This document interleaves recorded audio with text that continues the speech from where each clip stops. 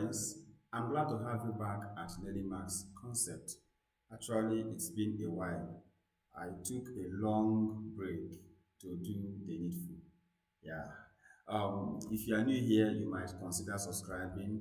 I would like you to like my videos, drop comments on my videos, and share this channel. All right. We've been looking at a topic, logarithms. We have considered two lessons on this topic.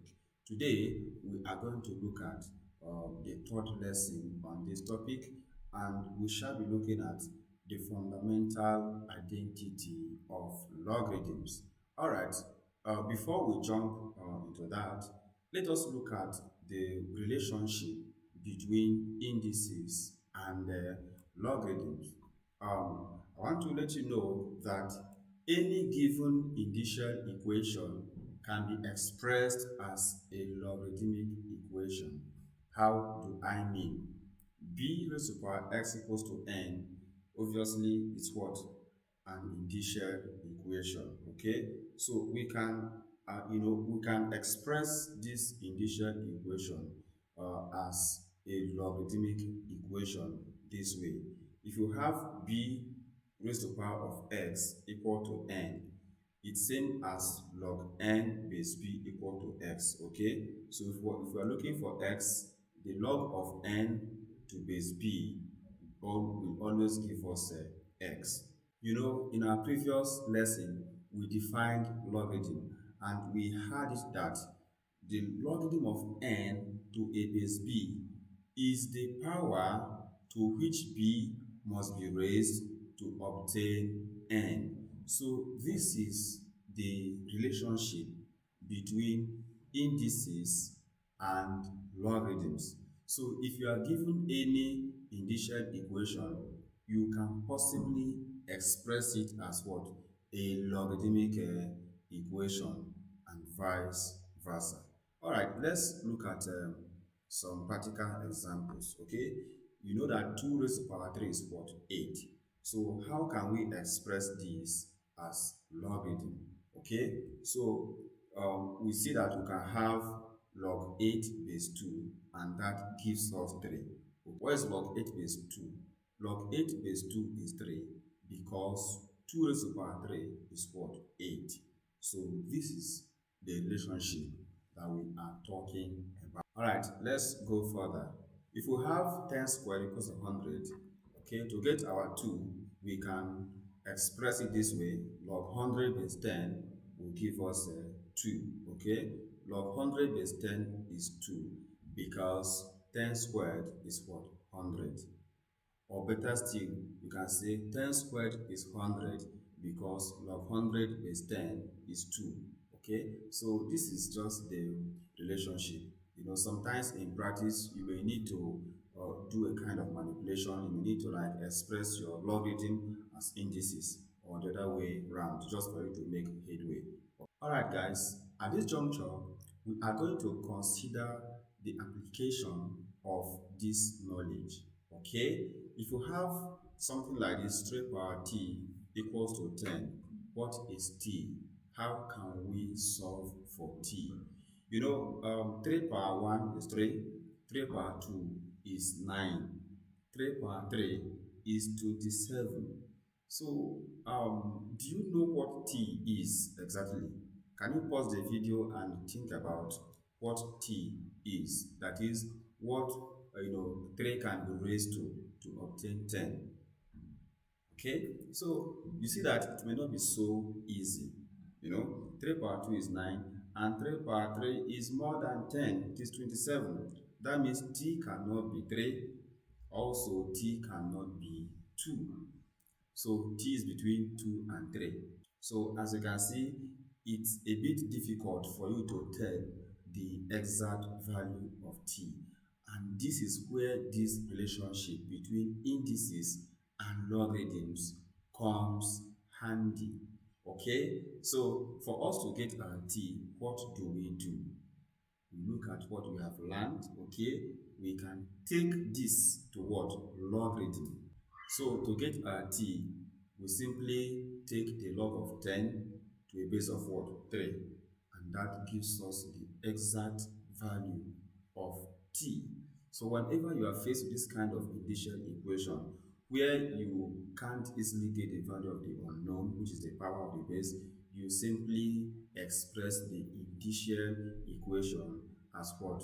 Logarithmic equation, and you are good to go. So what does fundamental identity of logarithms talk about?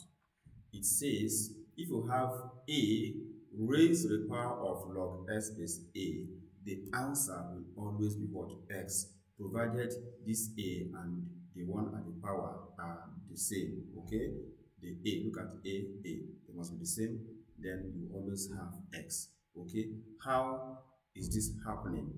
For us to justify this claim, we have to take this expression to what?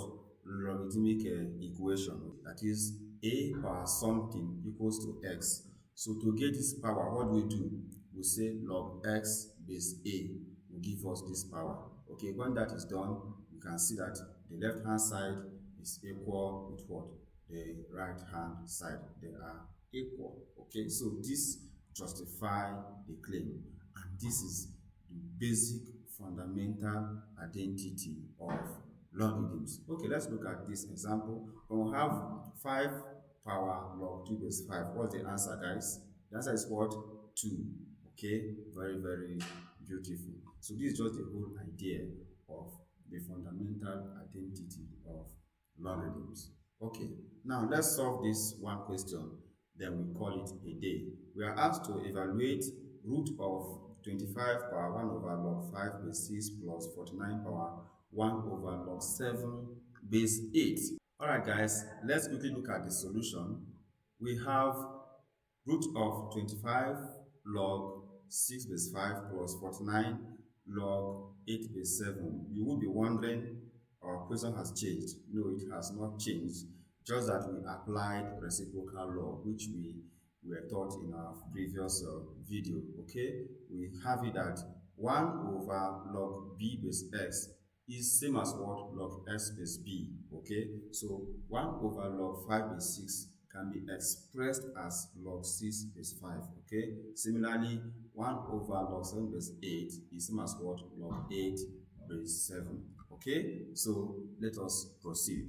So at this juncture, we can apply power law on 2 log 6 base 5 and 2 log 8 base 7. Let's look at the formula. If you have log s power n base b, it is same as what? N log s base b. Okay, so that can be applied here. If that is applied, then we will have 5 log 6 squared base 5 plus 7 log 8 squared base 7. Okay, so we just applied power law at this point. Okay, so it's getting clearer, and we can even see the end. Okay, at this point. Okay, it's very, very simple. So let us proceed. Here we have 5 log, 6 squared is what? 36, all right? And 8 squared is what? 64. So at this point we have 5 log 36 base 5 plus 7 log 64 base 7. So guys, at this point, I believe you can guess the answer. Okay? 5 power log 36 base 5 will always return what? 36. Yes. Similarly, 7 power log 64 base 7 will always return 64. Okay? Then we maintain our root, then have 36 plus 64, and that gives us root of 100. And the root of 100 is what? 10. This is the final answer. Okay? So the question appears a bit complex, but it is not complex at all. Okay? Alright guys, you have seen how simple the solution is. Even though the question appears a bit complex, but as you can see, it is not even complex at all. Okay, so just apply the necessary laws and you are good to go. It's not difficult at all.